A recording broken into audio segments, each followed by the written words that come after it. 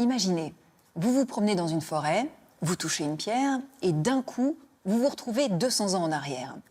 Vous reconnaissez peut-être ce pitch, c'est celui d'une série télé, Outlander, mais avant cela, il y a eu un roman signé Diana Gabaldon. Eh bien, cette aventure, on va aller la vivre grandeur nature dans les Highlands pour l'inspiration.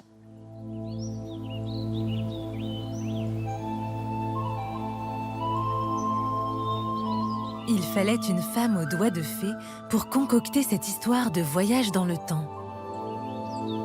Diana Gabaldon trouve dans la magie des Highlands, les hautes terres d'Écosse, un écrin pour faire éclore son intrigue. Outlander est une saga inclassable, à la fois roman d'amour, épopée historique et fantastique.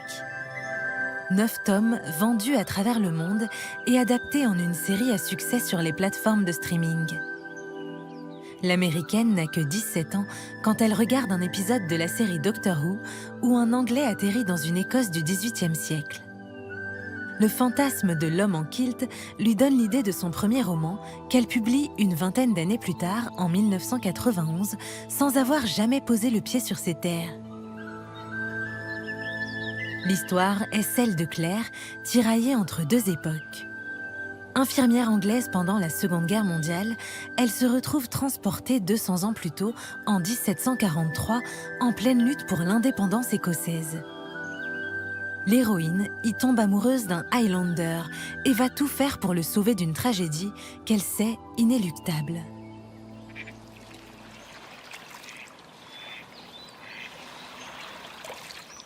Les Highlands, là où la mer s'invite au plus profond des lochs.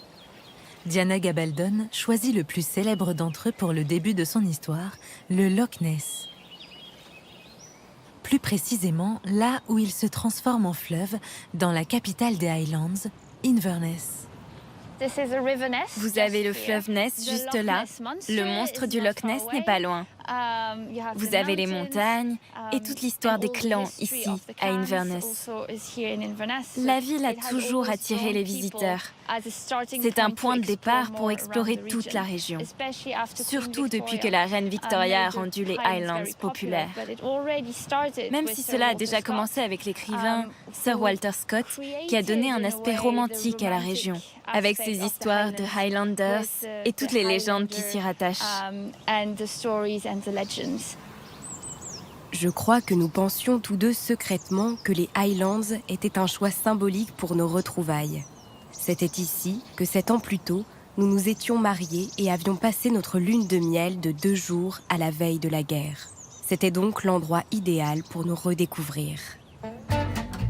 L'histoire commence en 1945. La guerre est finie. Claire et son mari Frank tentent d'oublier les atrocités que le conflit leur a fait vivre, lui en tant que soldat, elle en tant qu'infirmière. Et même si Diana Gabaldon n'a jamais vu Inverness de ses propres yeux, elle fait suivre à ses héros le parcours du séjour type dans cette ville inchangée au fil des siècles. Voici la vieille église Saint-Stéphane, construite au XVIe siècle, ce qui en fait la plus vieille église de la ville. Là, c'est le palais de l'évêque d'Inverness, où Frank et Claire se retrouvent quand ils visitent la ville. Et ici, c'est la librairie de Leakey. C'était une église gaélique, construite en 1646. Et en 1745, c'est devenu un hôpital pour les soldats. Diplômée en zoologie, en biologie marine et docteur en écologie comportementale, l'auteure puise dans les livres toutes les informations historiques dont elle a besoin pour dresser ce portrait minutieusement documenté. Et même vu de ses États-Unis natales, son Écosse n'est finalement pas si idéalisée que ça. Elle peut être très tatillonne. Je ne dirais pas qu'elle a mélangé tous les clichés et les a rassemblés pour écrire son livre. Moi, je vis ici et quelquefois quand je me balade, je suis moi-même dans ce cliché parce que je vois un château. J'entends de la cornemuse depuis la fenêtre de mon salon.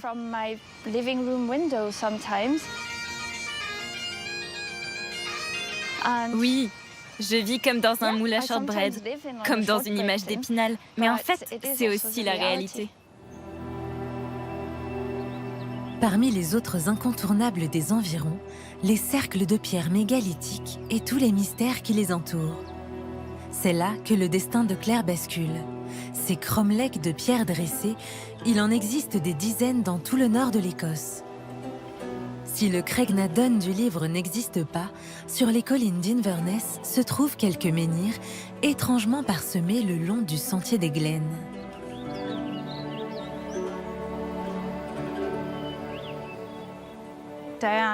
Diana a forcément dû croiser le nom de Craigdunnen pendant ses recherches, parce qu'elle situe ces pierres dressées à Craignaddon, et ici, nous sommes à Craigdunnen.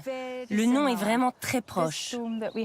Cette pierre tombale derrière nous est comme celle des chambres mortuaires que l'on trouve sur les îles des Orcades au nord. Elle a à peu près 5000 ans.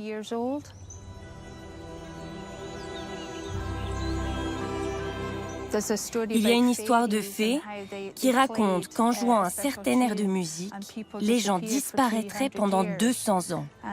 Après 200 ans, ils reviendraient sous forme de poussière.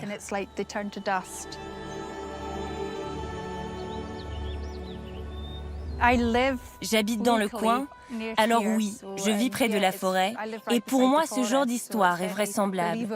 De telles choses peuvent arriver, je suppose, et si vous écoutez attentivement, peut-être qu'on peut les entendre.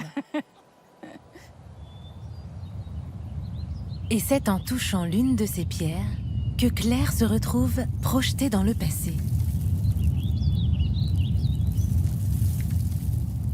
Jamais de ma vie je n'avais entendu un tel son. Aucun mot ne peut le décrire, si ce n'est que c'était un cri inhumain, le cri d'une pierre. Il y eut un bruit de bataille, de râles d'hommes à l'agonie, des hennissements de chevaux pris de panique. Je secouai violemment la tête pour tenter de dissiper le vacarme, mais il ne fit que s'accentuer. Je me levai et tentais tant bien que mal de fuir vers l'extérieur du cercle. Les bruits venaient de tous côtés, me martelant les tympans, me transperçant le crâne. Ma vue commença à se brouiller. Lorsqu'elle se réveille, Claire est en 1743. Ses nouveaux contemporains se méfient d'elle, elle qui connaît la médecine et semble bien renseignée sur le destin de ceux qu'elle croise. On la prend pour une sorcière dans ce pays où les chasses aux sorcières ont été parmi les plus meurtrières d'Europe. Mais elle se trouve rapidement des alliés au sein des familles influentes de la région, de celles qui changent le cours de l'histoire. Diana Gabaldon emprunte les traits de ces personnages au clan de Highlanders, ces descendants des premiers habitants qui se partagent depuis des siècles les terres d'Écosse. Autour d'Inverness, ce sont les Mackenzie et les Fraser. Ainsi, elle prénomme son héros James Alexander Malcolm Mackenzie Fraser. Venue de France au XIIIe siècle, la lignée actuelle des Fraser est encore aujourd'hui établie au château de Beaufort. Non loin d'un autre site emblématique du clan, le mausolée de Wardlow. Ce mausolée où nous sommes est en fait un peu le musée du clan Fraser. C'est là que sont enterrés la plupart des chefs du clan. C'est un lieu important pour tous les Fraser du monde. Jamie Fraser est le parfait exemple du Highlander. Il a la chevelure rousse, il est fougueux, prêt à se battre. Il est fort et robuste. La romance entre Claire l'Anglaise et Jamie le Highlander est la colonne vertébrale de la saga. Elle finit par l'épouser et épouser sa cause, défendre l'identité écossaise contre la couronne d'Angleterre. En envoyant son héroïne en 1743, Diana Gabaldon s'assure un suspense haletant. 3 années plus tard doit avoir lieu le conflit le plus terrible d'Écosse, la bataille de Culloden. En 1746, elle voit s'affronter les tuniques rouges britanniques et les jacobites, partisans du retour d'un roi écossais sur le trône. Si le personnage de Jamie n'a jamais existé, Diana Gabaldon en fait le petit-fils d'un jacobite parmi les plus fervents, le chef du clan Fraser, dont les reliques reposeraient dans la chapelle du mausolée. Le roi d'Écosse reconnaissait tant la valeur des Fraser que dès qu'il y avait à défendre une cause importante, ils étaient missionnés pour rassembler les troupes et trouver des guerriers pour combattre. Ils ont eu un rôle primordial dans la bataille de Culloden. Nos clans respectifs, MacGillivray et Fraser, ont combattu côte à côte contre les tuniques rouges britanniques. Et le vieux renard, surnom du comte de Lovat, qui était le chef du clan Fraser à cette époque, a été le dernier à être exécuté à la Tour de Londres pour acte de trahison contre la couronne d'Angleterre. Culloden, ce champ de bataille à lui seul, évoque le moment le plus décisif de l'histoire écossaise. Plus rien n'a été pareil ensuite. Culloden signe la défaite des Highlanders, la fin de leur système et de leur culture. Connaissant l'issue du conflit, le dilemme est intolérable pour Claire. Doit-elle laisser celui qu'elle aime courir à sa perte ou le sauver, quitte à modifier le futur? Elle décide de le prévenir. Tout finira dans un bain de sang à Culloden. Alors les clans, les Highlanders, tous ceux qui ont suivi le prétendant seront massacrés. Des milliers de Highlanders périront pendant la bataille de Culloden. Les survivants seront pourchassés et tués. Les clans seront écrasés et ne se redresseront jamais. Pas de ton vivant, ni du mien. Le compte à rebours est enclenché. Pendant 3 ans, les 2 héros vont tout tenter afin d'empêcher la bataille d'advenir, en vain. Dans leur quête, ils vont être confrontés à une épreuve d'une violence inouïe, à l'image du climat de haine qui perdure depuis si longtemps entre Écossais et Anglais. En tant que résistant, Jamie se retrouve captif dans une geôle britannique. Pour figurer sa forteresse imprenable, sa prison de Wentworth, l'écrivain fusionne de multiples châteaux. L'un d'eux se trouve à l'embouchure de la rivière Force, près d'Édimbourg, le château de Blackness, surnommé le bateau qui n'a jamais vogué.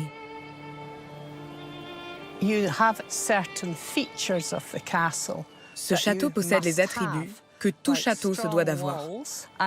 Des murs épais, des remparts sur lesquels déambuler.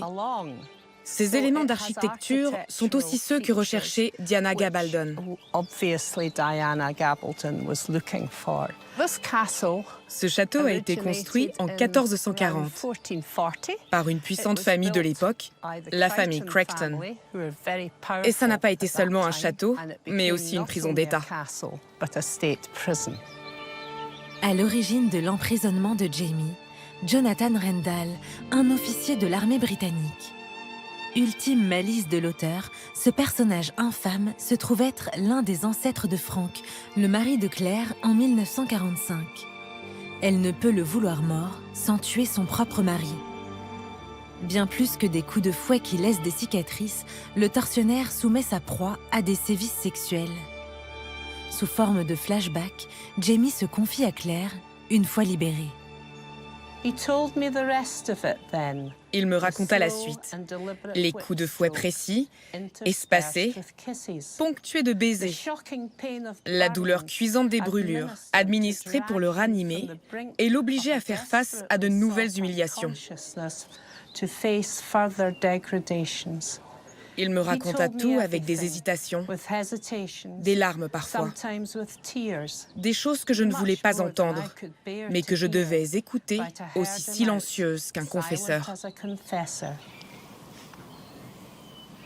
On pourrait presque parler d'un nettoyage ethnique. Outlander se déroule au XVIIIe siècle. Les Jacobites étaient des hors-la-loi. Les Anglais traversaient le pays en violant, tuant et massacrant la population. Mais Black Jack est encore plus tordu que ça. Il fouette carrément Jamie. Il en éprouve du plaisir. Il éprouve du plaisir en le violant. C'est un comportement pervers. Cet acte de soumission épouvantable fait écho à la soumission subie par l'ensemble du peuple des Highlands face aux Anglais. Claire et Jamie ne parviennent pas à empêcher Culloden. Ils fuient les répressions et s'expatrient. C'est le début d'une nouvelle histoire, celle des pionniers d'Amérique. Du sang anglais coule dans les veines de l'auteur. Et si Diana Gabaldon ne cherchait pas tant à percer le secret des pierres que celui de sa propre lignée ?